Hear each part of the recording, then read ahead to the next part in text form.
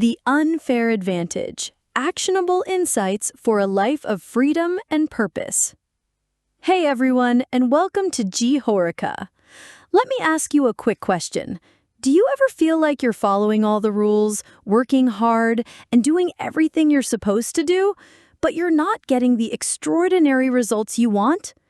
What if I told you that the most successful people in the world aren't just working harder, they're playing a completely different game? Get ready, because you are about to listen to the full, unabridged audiobook of one of the most practical and life-changing books I have ever come across, Ali Erickson's The Unfair Advantage.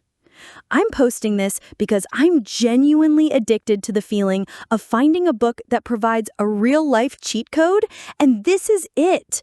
By listening to this audiobook, you are going to discover how to stop trading your time for money and start building assets that work for you while you sleep. Defeat procrastination for good by building what Ali calls the urgency muscle.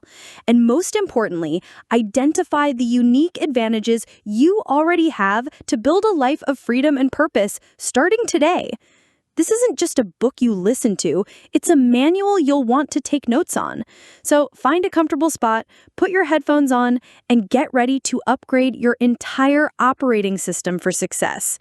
Your journey starts right now. Let's dive in. Are you playing life on default mode? You followed the rules, you got the education, you're on a sensible career path, but you can't shake the feeling that you were meant for more freedom, more creativity, more purpose. You see others building exciting side hustles, creating their own schedules, and living life on their own terms. And you think, how do they do it? What's their secret? This book is the answer. The Unfair Advantage is not another productivity guide filled with life hacks. It's a complete operating system for redesigning your life from the ground up, written by someone who traded the prestigious, safe path of a Cambridge-educated doctor for the uncertain world of entrepreneurship and built a life of incredible freedom and impact. Ali Erickson demystifies the path to success and reveals that it's not about having a genius-level IQ or a revolutionary idea. It's about understanding and leveraging a set of core principles that anyone can learn. Inside, you will discover the mindset shift, why your brain is like a computer running on outdated software, and how to install the operating system used by the world's most successful people. The urgency muscle, the single greatest skill for turning procrastination into action and making consistent daily progress on your goals without the stress. The money game, the crucial difference between playing with Lego, what most of us are taught, and playing chess, how the wealthy build assets that work for them, and how to start playing the right game today. The art of learning, how to become an expert in any field faster than you ever thought possible by focusing on the 20% of skills that deliver 80% of the results. The Entrepreneur's Playbook, why your current 9-to-5 job is the perfect risk-free training ground for building your own business and the exact mindset needed to get started. This isn't a book of abstract theory. It's an actionable playbook packed with the mental models, practical strategies, and hard-won lessons from Ali's journey of building a multi-million-dollar business from his bedroom. If you're tired of following a map someone else drew for you and are ready to finally design your own, this book is your starting point. Stop wondering what if and start building a life you're genuinely excited to wake up to. Your unfair advantage is waiting to be built. Pick up this book and start designing your life today. My accidental journey as an entrepreneur. If you told my 18-year-old self, knee-deep in medical textbooks at Cambridge University, that one day I'd be known as a YouTuber and entrepreneur, I probably would have laughed. Back then, the path seemed crystal clear. Get through 6 years of medical school, become a doctor, and climb the ranks of the UK's National Health Service. And for a while, that's exactly what I did. It all started in 2017, during my final year of medical school. I wasn't trying to build a business. In fact, the initial motivation was far more practical. I had co-founded a small company that helped students get into medical school, and I thought making some YouTube videos might be a good way to market our courses. So, with no fancy equipment and zero video making experience, I started filming myself talking about study techniques and life as a medical student. To my surprise, people started watching. The comment section became a hub of conversation, with viewers asking for more tips on productivity and how to study effectively. It turned out that the study strategies I had developed to get me through the rigors of Cambridge were things that people were genuinely interested in. While I should have been cramming for my final exams, I found myself making 52 videos in 6 months, and my channel grew to its first 1,000 subscribers. It was a classic case of documenting, not creating. I was simply sharing what I was already doing to survive medical school. This approach took the pressure off trying to be a YouTuber and allowed me to just be myself. The real turning point came when I was working as a junior doctor. A patient about to go into surgery looked past my senior consultant and said, "Hey, I was just watching one of your YouTube videos." My consultant's bewildered expression was priceless. Later, when my colleagues found out I was making about $4,000 a month from my channel, they were floored. That was more than some doctors were making in their private practices. It was then that I started to realize this side hustle had the potential to be something much bigger. The income from my channel eventually surpassed my doctor's salary, and I was faced with a decision I never thought I'd have to make: continue on the safe, prestigious path of medicine, or take a leap of faith into the world of entrepreneurship. Choosing to leave medicine wasn't easy. It was a decision that came with a lot of soul-searching and a fair bit of an identity crisis. For so long, my identity had been the medical student, and then the doctor.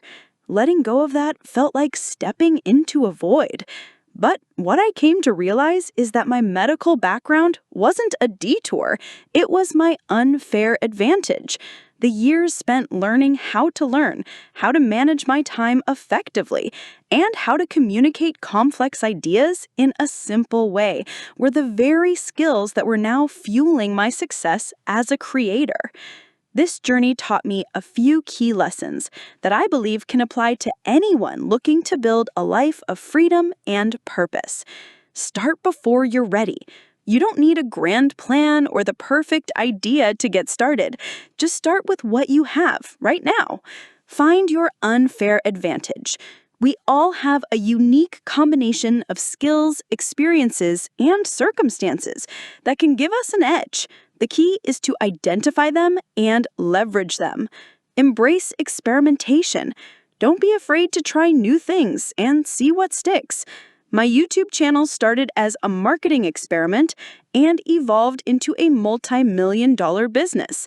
Find a way to enjoy the process. The key to productivity isn't about forcing yourself to do things you hate. It's about finding ways to make the work itself more enjoyable. Chapter 1. The Operating System of Success. Mindset Matters Most. All right, let's talk about the single most important piece of kit you have in your arsenal. It's not your laptop, your degree, or even your brilliant business idea. It's the software that runs everything else, your mindset. Think of it like the operating system on your computer. If you're running on ancient, buggy software, Windows 95 anyone? It doesn't matter how fancy your hardware is. You're going to be slow, you're going to crash, and you're definitely not going to be able to run the latest high-performance applications. The same is true for life. Your mindset is the operating system that determines how you process information, handle setbacks, and perceive opportunities. Get that right, and everything else starts to click into place. Over the years, through countless experiments in my own life and conversations with some of the most successful people on the planet, I've noticed a few core beliefs, a few critical lines of code that seem to power the operating systems of those who build lives of freedom and purpose. Let's break them down. Marrying well is the biggest life hack of all. Now, before you think this is just about romantic relationships, let me broaden the definition. The investor Naval Ravikant, who first said this, was onto something profound. When he says marry well, he's not just talking about your spouse, he's talking about your business partners, your closest friends, your inner circle. These are the people you're in a long-term relationship with, and they will have a staggering impact on your life. Think about it. Who are you spending most of your time with? Who is the first person you call when you have a crazy new idea or when a project spectacularly fails? The people in your corner aren't just a support system. They are an active part of your mindset. Their ambition, their beliefs about the world, and their encouragement, or lack thereof, literally shape your own. Early in my YouTube journey, I was incredibly hesitant to leave my stable, prestigious job as a doctor. It was my friends who saw the numbers, saw the excitement in my eyes, and said, "Mate, what are you waiting for? This is clearly working. You have to go for it." They held up a mirror to my own potential that I was too scared to look into. Without that social safety net, that external belief, I might still be writing prescriptions today. Your mission, should you choose to accept it, is to consciously curate your inner circle. Who are the people who energize you, challenge you, and believe in a bigger future for you? Spend more time with them. And just as importantly, who are the people who drain your energy and meet your ambition with cynicism? It might be time to lovingly create some distance. This isn't about being ruthless. It's about recognizing that you are the average of the 5 people you spend the most time with. Choose your spouses wisely. Pray like it's up to God. Work like it's up to you. This is a beautiful paradox that I try to live by. It's the perfect blend of humility and personal responsibility. The work like it's up to you part is obvious. This is about agency. It's about taking 100% ownership of the things you can control. Your effort, your attitude, your actions. You can't just sit around and hope for a lucky break. You have to put in the reps. You have to write the proposal, film the video, make the sales call, and study for the exam. Success is not a lottery. It's a consequence of sustained, focused effort. No one is coming to save you. That part is on you. But here's where it gets interesting. The other half, pray like it's up to God, is about letting go. It's the recognition that you can't control the outcome. You can do everything right and still have a project fail. You can make the perfect pitch and still lose the client. You can study for months and still get a question on the one topic you skimmed. That's life. Trying to control the uncontrollable is the fast lane to anxiety and burnout. This is where a little faith comes in. And you don't have to be religious for this to work. God here can be a metaphor for the universe, for serendipity, for luck, for the complex web of variables completely outside your control. Do your absolute best, and then surrender the result. Trust the process. This mental shift is liberating. It allows you to detach your self-worth from the outcome and focus purely on giving your best effort, which, ironically, makes a better outcome more likely. There is no good or bad except by comparison. Comparison. The silent killer of joy. In the age of social media, we are walking around with a device in our pocket that is precision engineered to make us feel inadequate. We see someone's highlight reel and immediately stack it up against our own behind-the-scenes bloopers. When I first started making serious money from YouTube, I felt on top of the world. Then I met other creators who were making 10 times what I was. Suddenly, my success felt small. My good had turned bad in an instant, simply because the basis of comparison had changed. It was a miserable way to live. The solution is to switch from an external scorecard to an internal one.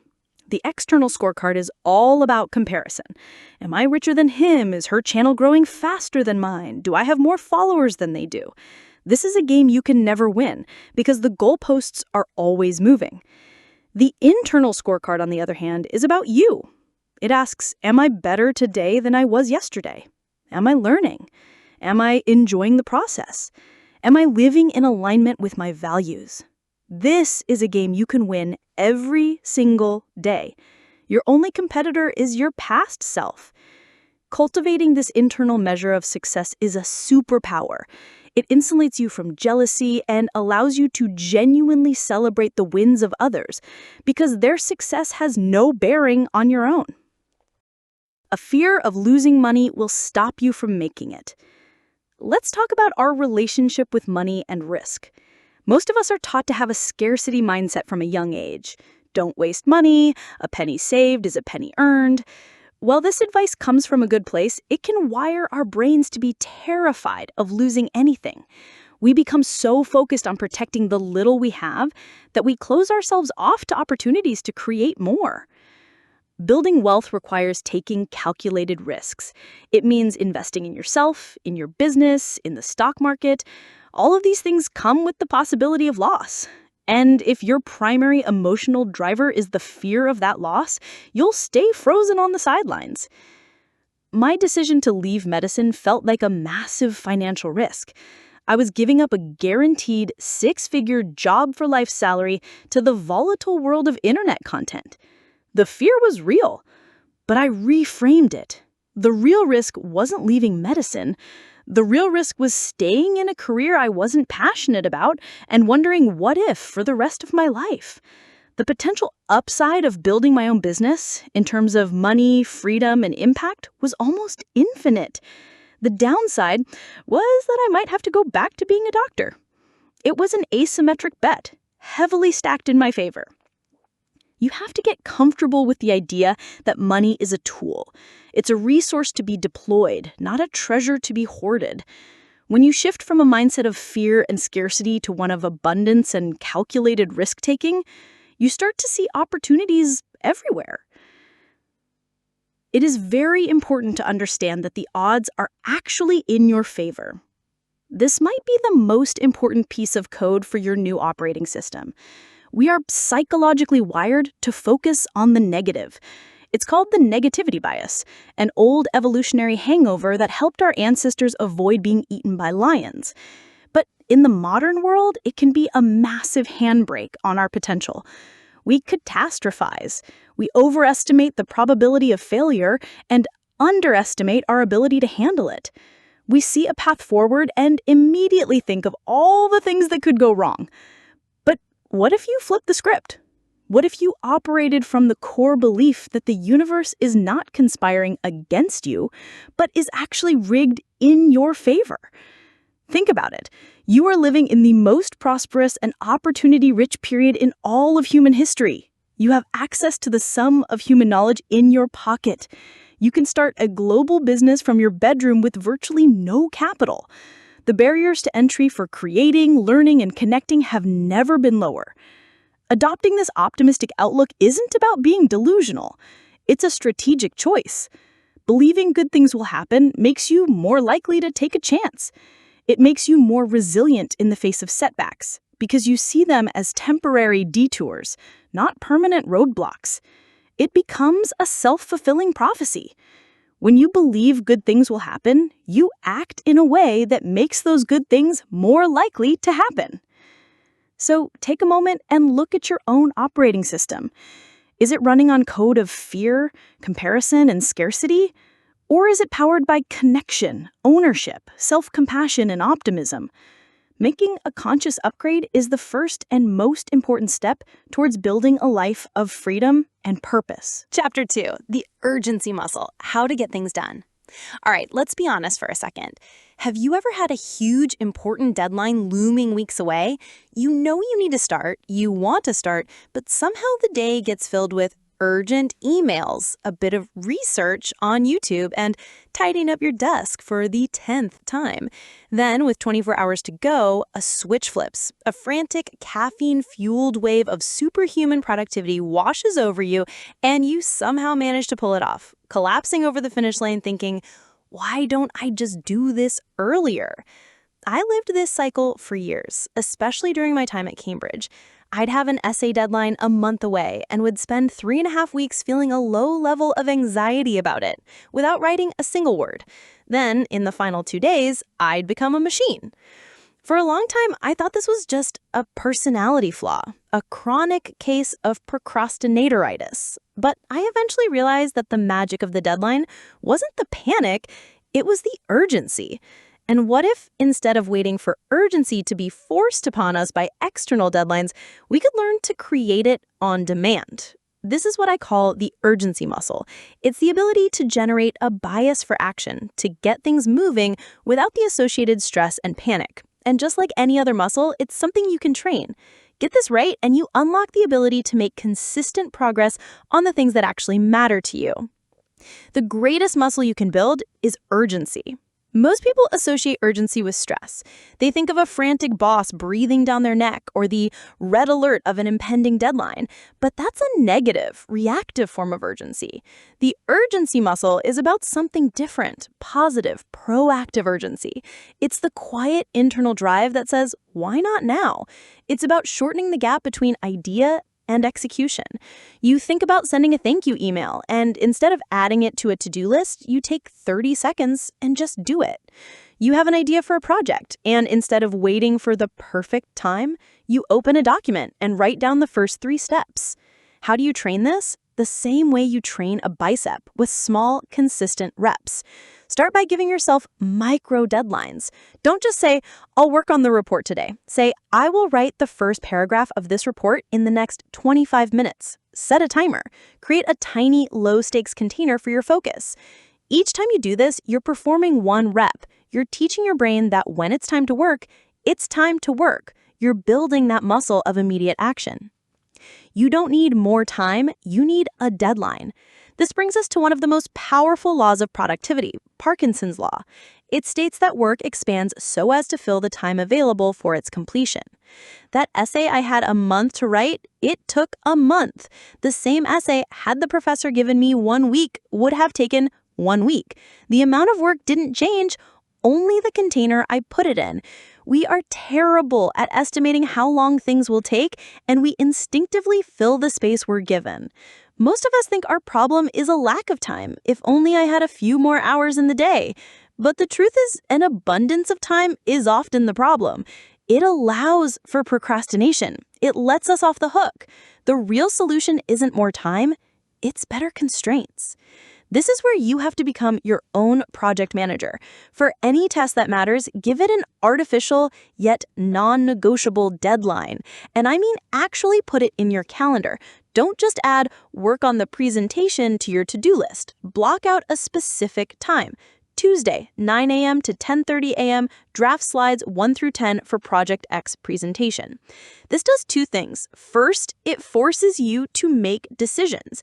You can't research forever if you only have 90 minutes. Second, it creates a finish line. The goal isn't to work on it. The goal is to get it done within the allotted time. It turns a vague, intimidating task into a winnable game.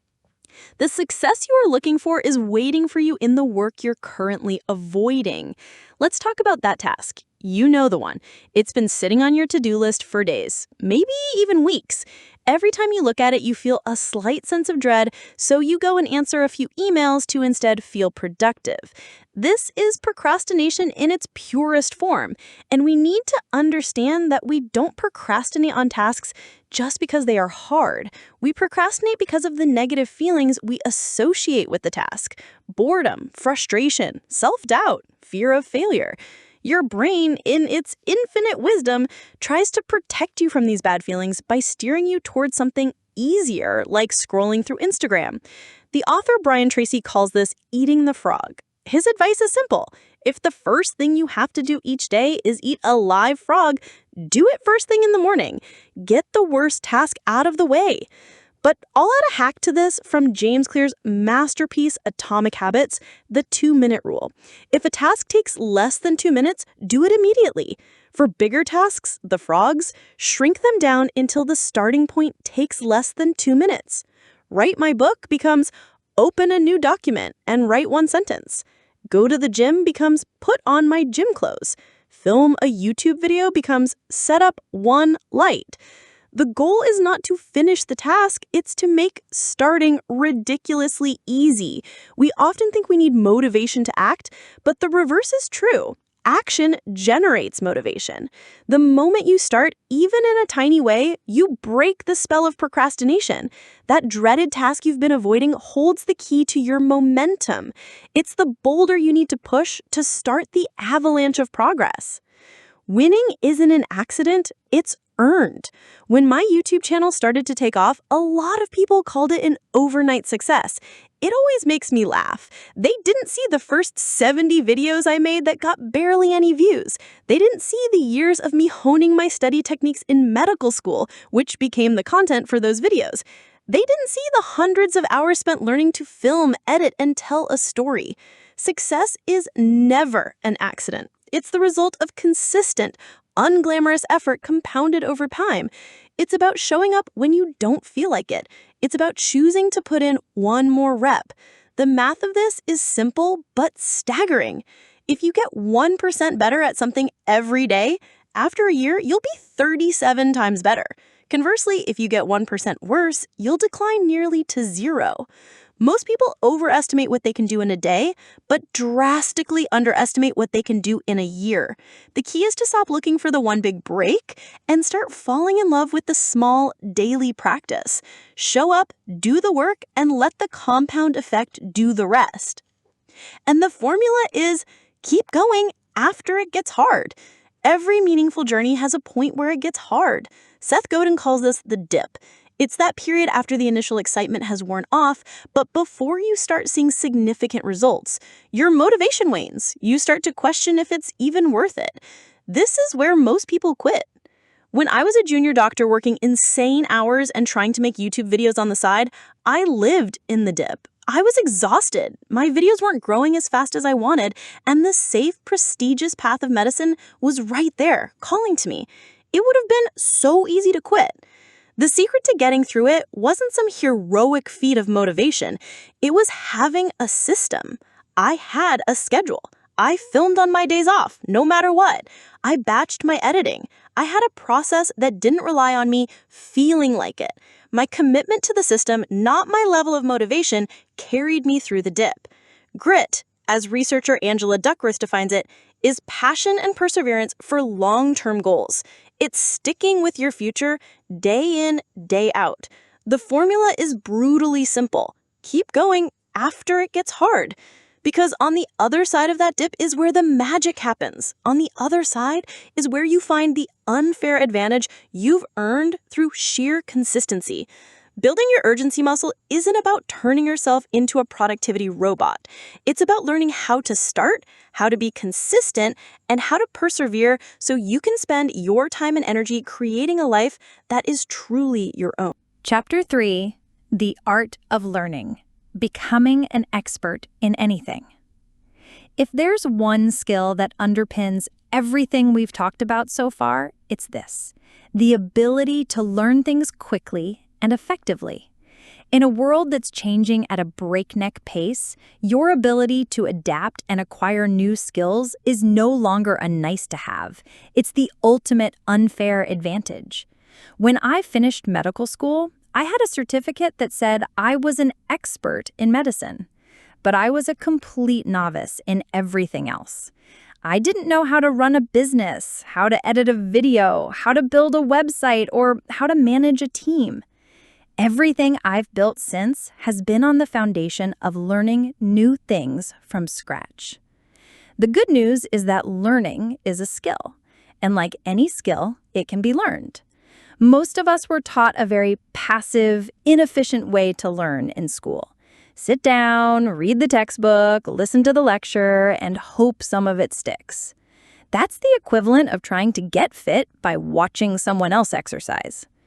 If you want to become an expert, whether in coding, cooking, content creation, or astrophysics, you need a better method.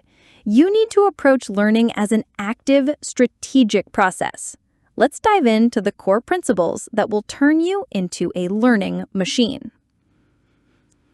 Biographies of billionaires teach you more than self-help business books. This might sound a bit controversial, but hear me out. I've read hundreds of business and self-help books. Many of them are fantastic, but they often suffer from the same problem. They give you a clean, tidy 5-step formula for success that completely ignores the messy reality of how success is actually achieved. Life isn't a checklist. A biography, on the other hand, is a deep dive case study.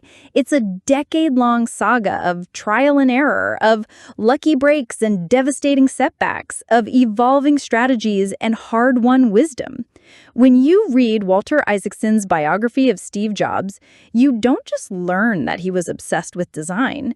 You see how that obsession manifested in hundreds of tiny decisions, how it frustrated his colleagues, and how it ultimately led to products that changed the world. You're not just getting a conclusion, you're getting the entire thought process.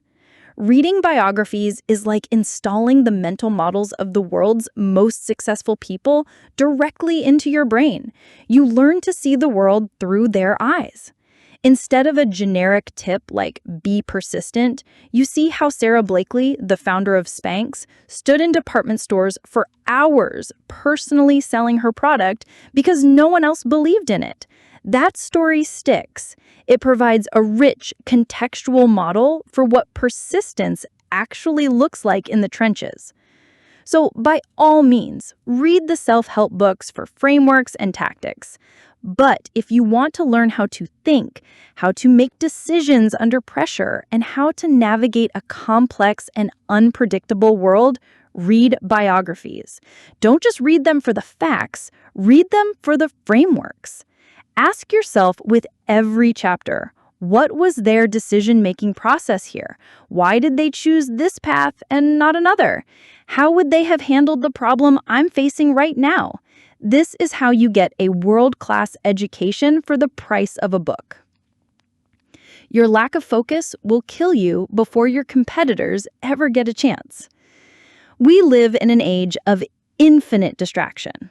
Our smartphones are slot machines in our pockets, precision engineered by PhDs in behavioral psychology to capture and hold our attention. Every notification, every ping, every endless scroll feed is a tiny paper cut to your ability to concentrate. And this constant distraction is the single biggest enemy of effective learning. Real learning requires deep work. It's a term coined by the author Cal Newport, and it refers to the ability to focus without distraction on a cognitively demanding task. It's in these periods of intense, unbroken concentration that you make breakthroughs, connect ideas, and build new neural pathways. If you're trying to learn a new skill while simultaneously checking your email, scrolling through Twitter, and replying to WhatsApp messages, you're not learning. You're just kidding yourself. The ability to focus is a muscle. The more you train it, the stronger it gets. Here are a few ways to take it to the gym. Time block your focus. Don't wait for focus to happen. Schedule it. Block out 60 to 90-minute chunks in your calendar for deep work on Project X. During that time, and this is the crucial part, you do nothing else. No email, no phone, just the task at hand. Embrace the Pomodoro technique. Work in focused 25-minute sprints, followed by a 5-minute break. This is a brilliant way to get started. Anyone can focus for just 25 minutes. It turns a daunting task into a series of little manageable sprints. Design a distraction-free environment. Your willpower is a finite resource. Don't waste it fighting off temptations. Curate your environment for focus. Put your phone in another room. Use a website blocker like Freedom. Close all the tabs that aren't related to your current task. Make focus the path of least resistance. In an economy where shallow, distracted work is becoming the norm, The person who can cultivate the ability to focus deeply and learn complex things quickly will be indispensable. Your competitors aren't your biggest threat. Your biggest threat is the little red notification bubble. Win that battle, and you're already halfway to victory. Beginners do too much. Pros do less. When we first try to learn something new, our instinct is to try and learn everything. When I started learning video production, I wanted to master every single effect and transition in Final Cut Pro.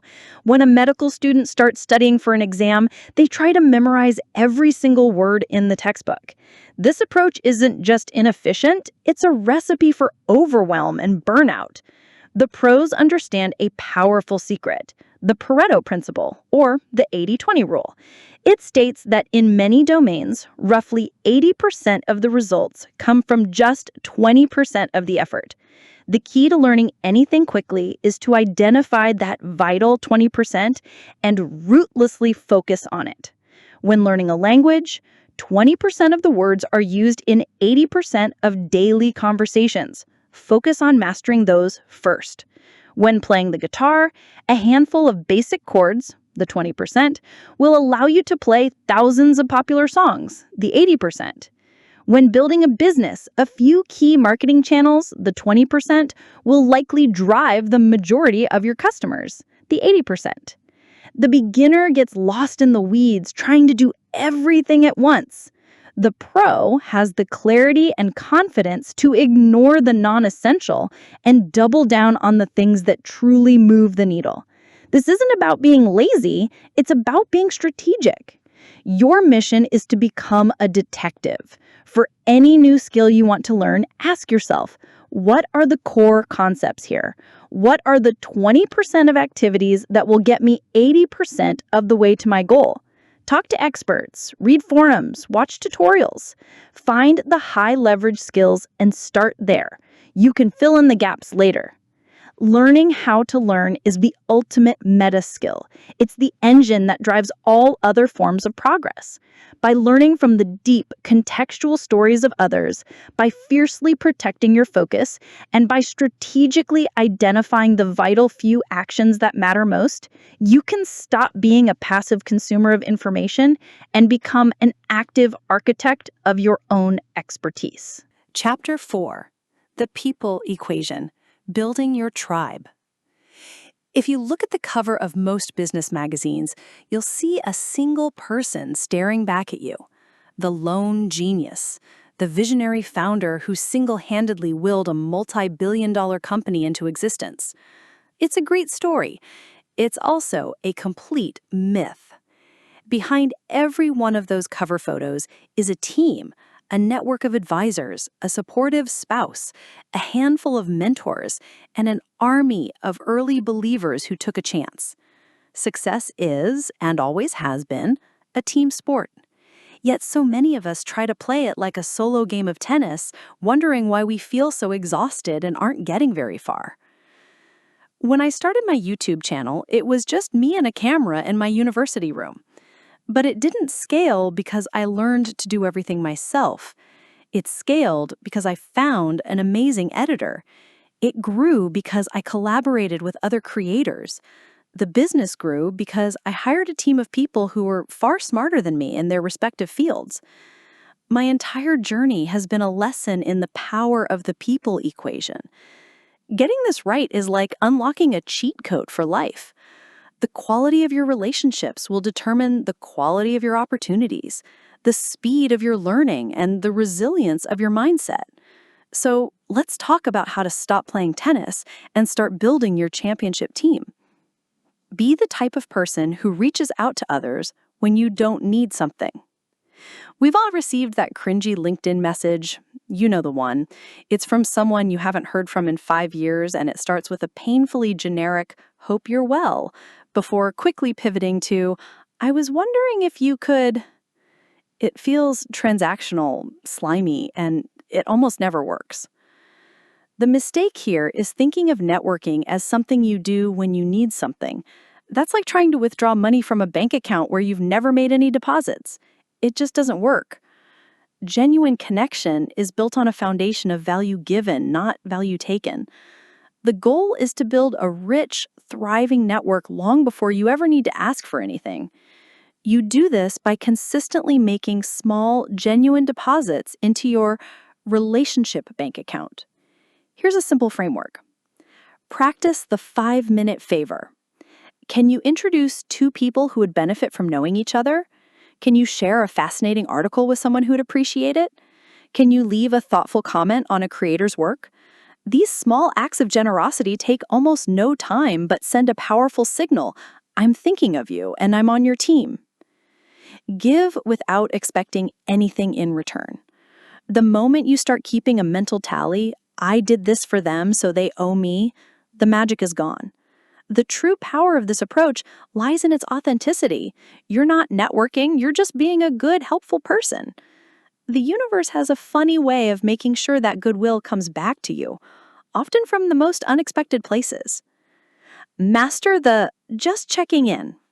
Once a week, scroll through your contacts and find someone you haven't spoken to in a while. Send them a simple, genuine message. Hey, I was just thinking about that project we worked on last year and wanted to say hi. How have you been? No ask, no agenda, just a human connection. Build the well before you're thirsty. If you make a habit of being generous with your time, attention, and connections, you'll find that when you genuinely need help, you won't even have to ask. People will be lining up to support you. Surround yourself with owners, not managers. This is one of the most important distinctions you can make when choosing who to let into your inner circle, whether it's your friends, your colleagues, or your employees. It's all about the mindset. A manager sees their role as a set of predefined tasks. They do what they're told, they operate within the box, and when a problem arises that falls outside their job description, they say, "That's not my department." They are passengers in the vehicle. An owner, on the other hand, feels a deep sense of responsibility for the outcome, regardless of their official title. They think about the big picture. They take initiative. When they see a problem, they don't just point it out, they start trying to solve it. They are co-pilots. Imagine you're checking out of a hotel and you leave your laptop behind. The management mindset cleaning staff might just follow protocol and take it to Lost and Found. The ownership mindset staff member will see your name on the luggage tag, look up your contact details, and call you before you've even gotten to the airport. They take ownership of the guest's experience. You want your life to be filled with owners. These are the friends who don't just listen to your problems but help you brainstorm solutions. They are the business partners who stay late to fix a bug because they care about the product as much as you do. How do you attract these people? By being one yourself. Like attracts like. When you demonstrate an ownership mentality in everything you do, from the smallest task to the biggest project, other owners will recognize you as one of their own. You underestimate how much more you can make in your career if you are likable. This might be hard for the hyper-rational among us to hear, but it's a fundamental truth of human nature. People would rather work with a competent person they like than a brilliant person they can't stand. We have a tendency to overvalue raw intelligence and technical skill while undervaluing social skills. We think that if we're just the best at what we do, the opportunities will flocking. But that's half of the equation. Your competence is what gets you in the door. Your likability is what makes them want to keep you in the room. Think about it. Who gets the promotion? Who gets the client? Who gets invited to join the exciting new project? All things being equal, it's the person people enjoy being around. Being likable isn't about being a sycophantic people pleaser. It's about a few simple, learnable skills. Listen more than you talk. As Dale Carnegie famously said, to be interesting, be interested. Ask good questions and then actually listen to the answers. Make the other person feel like they are the most important person in the room. Remember the little things. Remembering someone's name or their kid's name or that they were going on holiday last week is a superpower. It shows you're paying attention and that you genuinely care. Be generous with praise. Acknowledge the good work of others, both privately and publicly. It costs you nothing and makes the other person feel valued. Investing in your social skills has one of the highest ROIs of any personal development activity. It's a massive career and life multiplier. Community makes you seem smart. No one becomes an expert in a vacuum. Your personal growth will be massively accelerated by the people and ideas you surround yourself with. Being an active part of a thriving community is like plugging your brain into a collective supercomputer. When I first started on YouTube, I joined forums and Facebook groups for other creators. I didn't just passively consume the information. I asked questions, I shared my own small wins and failures, and I tried to help others. Through this community, I learned in months what would have taken me years to figure out on my own. I got tips on camera gear, editing shortcuts, and thumbnail design. I absorbed the collective intelligence of the group. Being part of a community has another, more subtle benefit. It gives you borrowed credibility. When people see that you're an active, respected member of a certain group, a mastermind of entrepreneurs, a collective of designers, a cohort of coders, they automatically assume you share the qualities of that group. The community's reputation rubs off on you. It makes you seem smarter and more credible before you've even said a word. So find your tribe. It could be a paid mastermind, an online forum, a local meetup, or even just an informal WhatsApp group of peers. Don't be a lurker. Be a participant. Add value, ask questions, and share your journey. The ambient intelligence you absorb and the connections you make will become one of your greatest assets. Ultimately, the people equation is simple. The success, fulfillment, and freedom you're looking for aren't things you achieve on your own. They are things you build, create, and experience with other people. Invest in those relationships with the same energy and intention you invest in your work, and the returns will be immeasurable. Chapter 5. The Entrepreneur's Playbook. From Idea to Impact. Let's debunk a myth right from the start.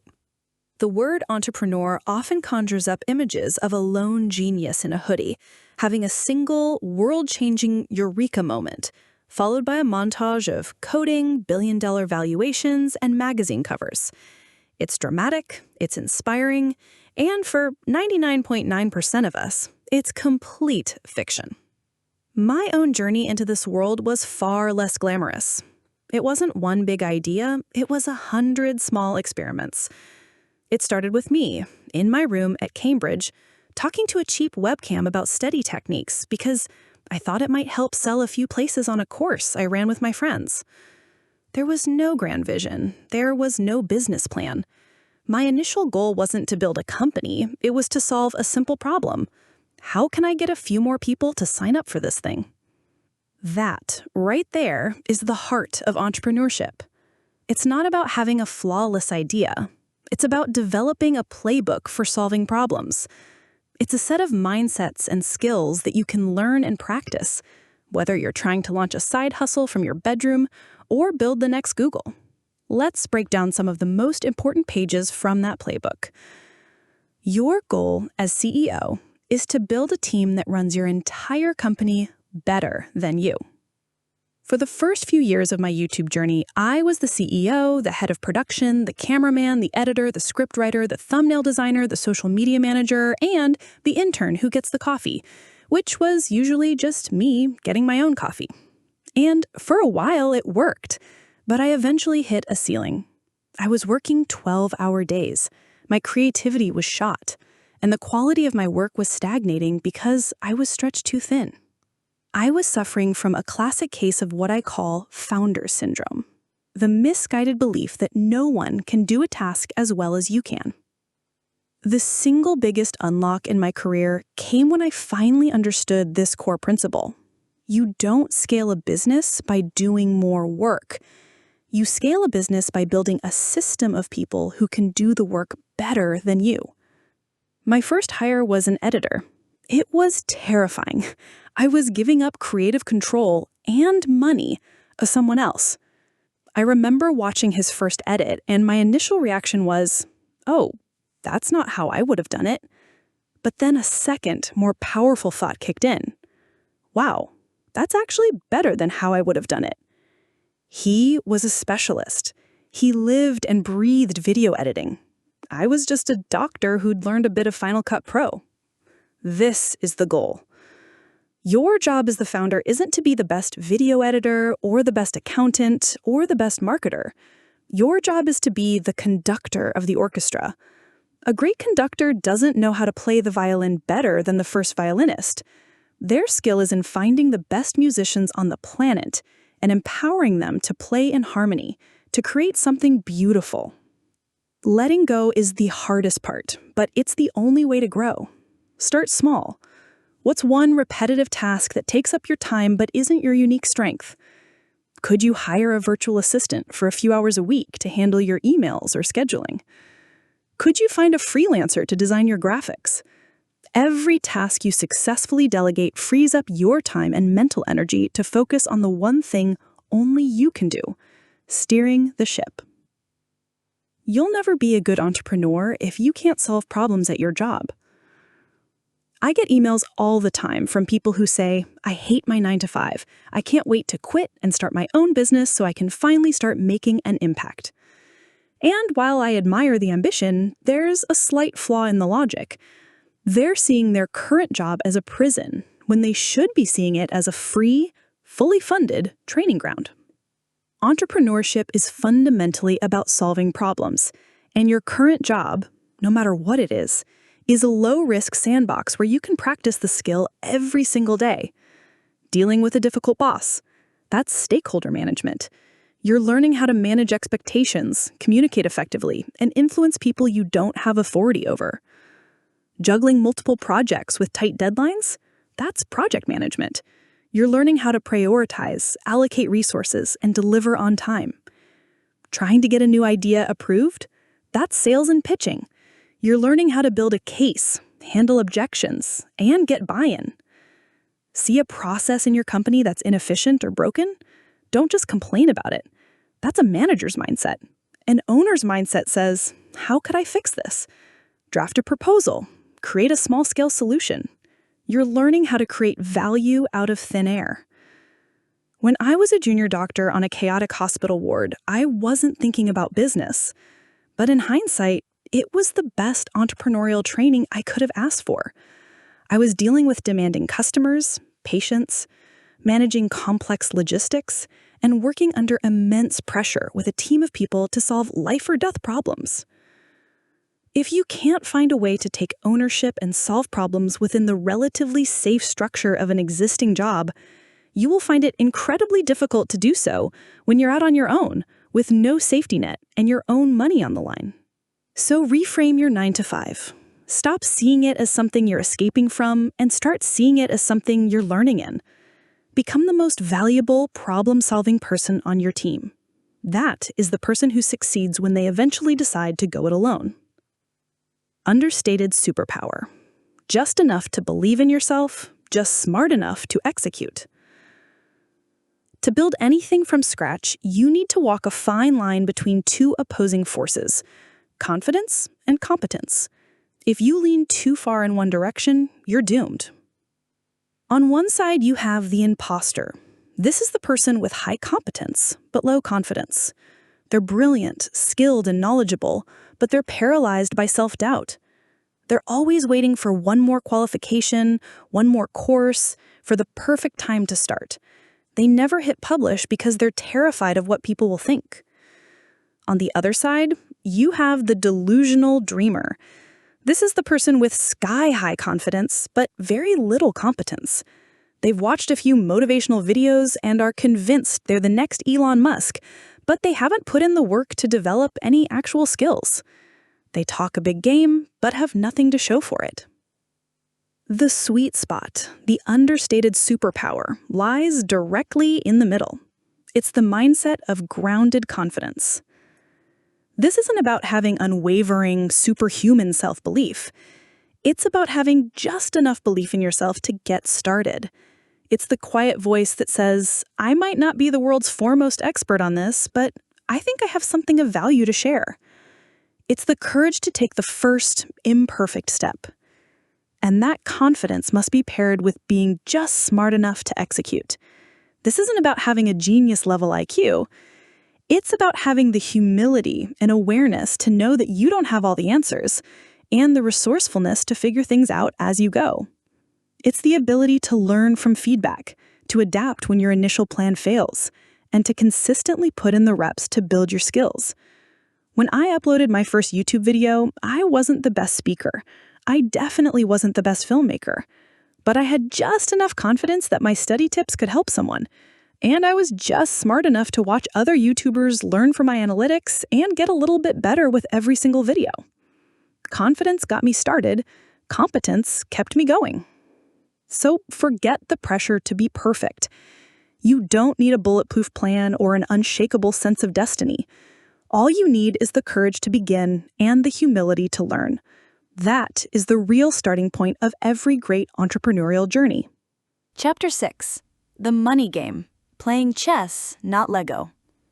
For most of my early adult life, my understanding of money was incredibly simple. Go to medical school, become a doctor, earn a good salary. The path was clear. You trade your time and expertise for a predictable, reliable paycheck. You save a bit, you spend a bit, and hopefully over 40 years you build a respectable pile of money for retirement. Looking back, I realize I was playing with Lego. I was meticulously stacking one brick on top of another. Each brick was a month's salary. It was a solid, stable, and very sensible way to build. But the structure could only ever grow as fast as I could physically stack the next brick. My wealth was directly capped by the number of hours I could work. Then, by accident, I stumbled into a completely different game. A game that wasn't about stacking bricks one by one. This game was about strategy, leverage, and assets that worked for me even when I was sleeping. This game was chess. And understanding the difference between these two games is the single most important financial lesson I have ever learned. This final chapter isn't about stock tips or get-rich-quick schemes. It's about upgrading your financial operating system. It's about putting away the Lego bricks and learning to see the chessboard that's been in front of you all along. The more you learn about money, the more you realize most of us play with Legos while the really rich play chess. So what's the difference? Playing with Lego is the default financial path for most people. It's linear. You earn money by actively working, your salary. You spend some of it and you save what's left in a bank account where it earns next to nothing. The only way to build your tower higher is to get a bigger brick, a pay rise, or to stack them more frequently, work more hours. Your income is tied directly to your time. It's a game of addition. Playing chess is an entirely different paradigm. It's a non-linear, strategic game. The goal isn't just to earn money, it's to acquire and control assets, pieces on the board that have their own power to move and capture value. Each piece has a different function. A stock portfolio is like your rooks, moving across the board of the global economy, generating dividends and capital growth. A piece of intellectual property, like one of my YouTube videos, is like a queen. It's an asset I created once, years ago, that can travel in any direction and continues to generate income and find new audiences 24/7 with no additional time input from me. A business you own is like being the king, surrounded and protected by other pieces, your team, your systems, all working to advance your position. In the Lego game, you are the only worker. In the chess game, your money and your assets become your workers. The game shifts from addition to multiplication and eventually to exponentiation through compounding. My doctor's salary was a high-quality, top-of-the-line Lego brick, but it was still just a brick. The moment I stopped working, the bricks stopped coming. My business, on the other hand, is a collection of chess pieces. The online courses, the YouTube ad revenue, the sponsorships. These are assets that generate income independently of my direct hour-for-hour involvement. How do you start playing chess? You begin by changing your mindset. Every pound or dollar you get should not just be seen as something to spend. See it as the soldier you can deploy onto the board. The simplest first move for anyone is to deploy those soldiers into a low-cost, globally diversified index fund. That's it. You've now gone from being a Lego stacker to a chess player. You own a tiny slice of the world's greatest companies. You have pieces on the board working for you. The biggest change in wealth will happen when you realize $1 million is not a lot of money. Now, I know how that sounds. It sounds arrogant and completely out of touch. If you told that to me when I was a student drowning in debt, I would have laughed in your face. For most of us, the word millionaire is the absolute peak of the mountain. It's the finish line. It's the definition of rich. But this belief, as motivating as it can be, is a psychological ceiling. It's a product of Lego thinking. It frames $1 million as a giant pile of bricks to be accumulated.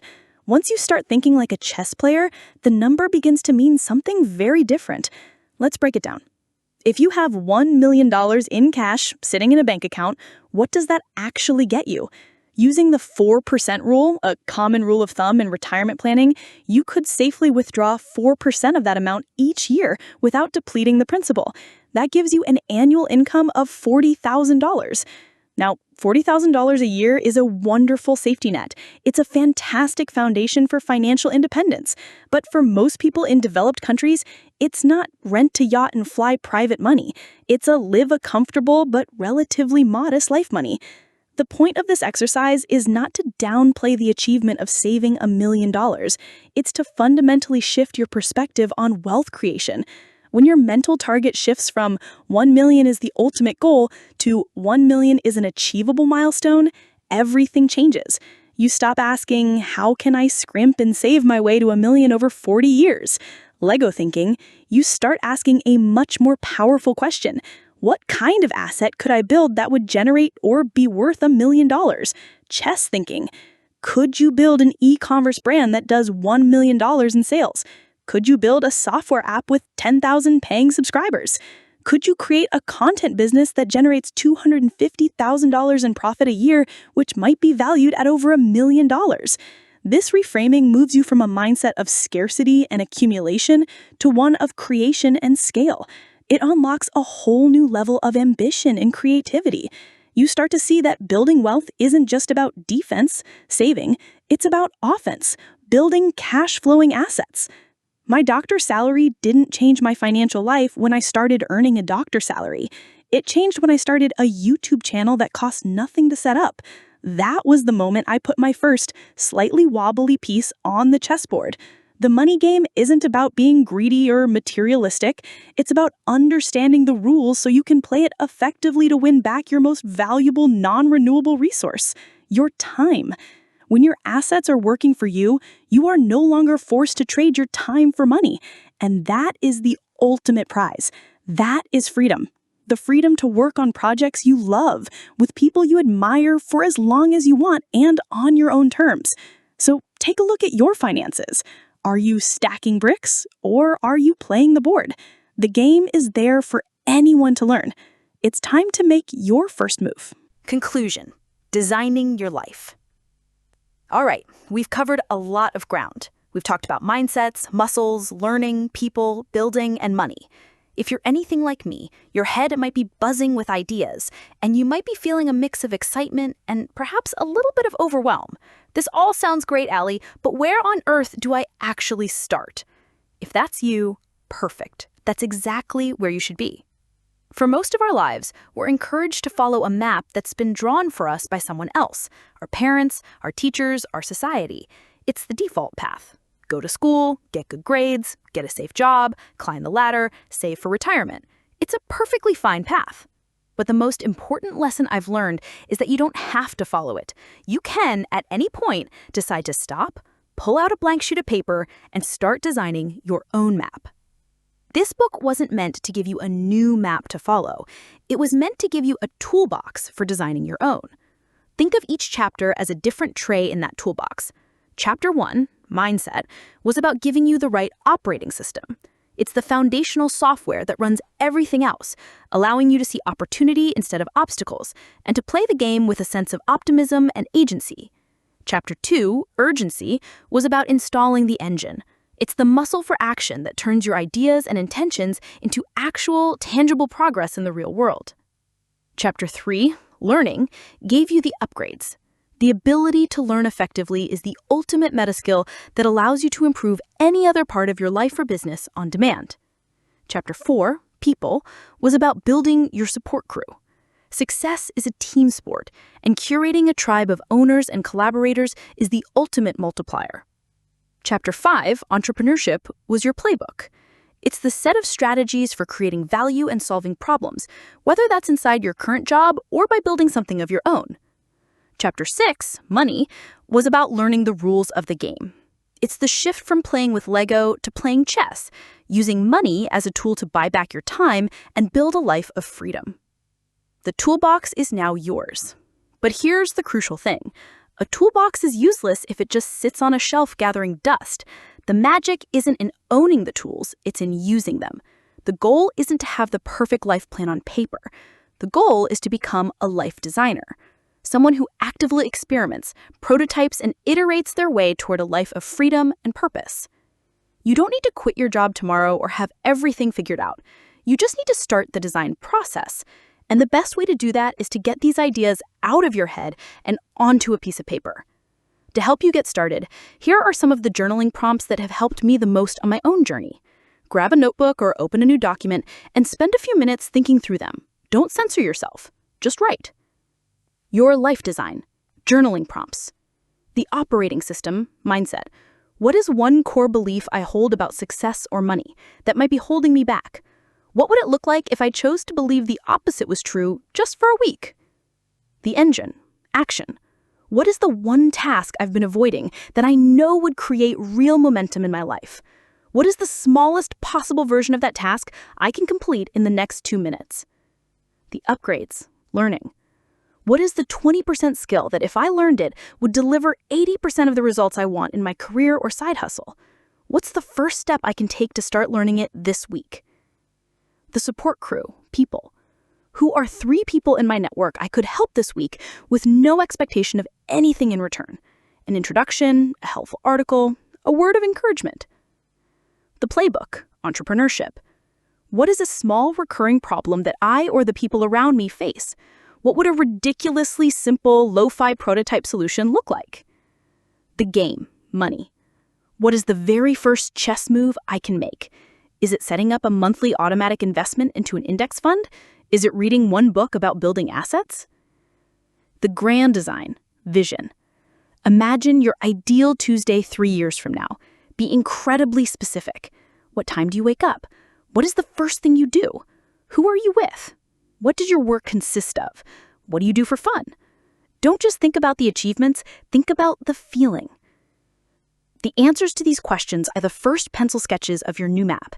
It won't be perfect. There will be smudges and erased lines.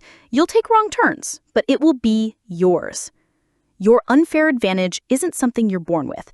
It's something you build, one day at a time through the conscious application of these ideas.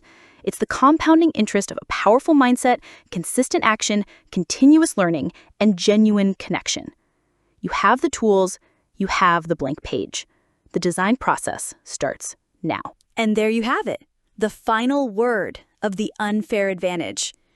Take a second to let that all sink in. Your toolbox for designing your life is now officially upgraded. The ideas in this book are genuinely life-altering if you apply them, and I'm so excited that I got to share them with you here on Johirica. Now, I have a quick favor to ask. If this audiobook gave you even one aha moment or a single piece of actionable advice, I'd be so grateful if you would comment below with your single biggest takeaway. What is the one thing you're going to start doing differently after listening to this? I love reading your comments and seeing how these books impact you. Hit that like button. It's the single best way to help the YouTube algorithm show this audiobook to someone else who might need to hear it today.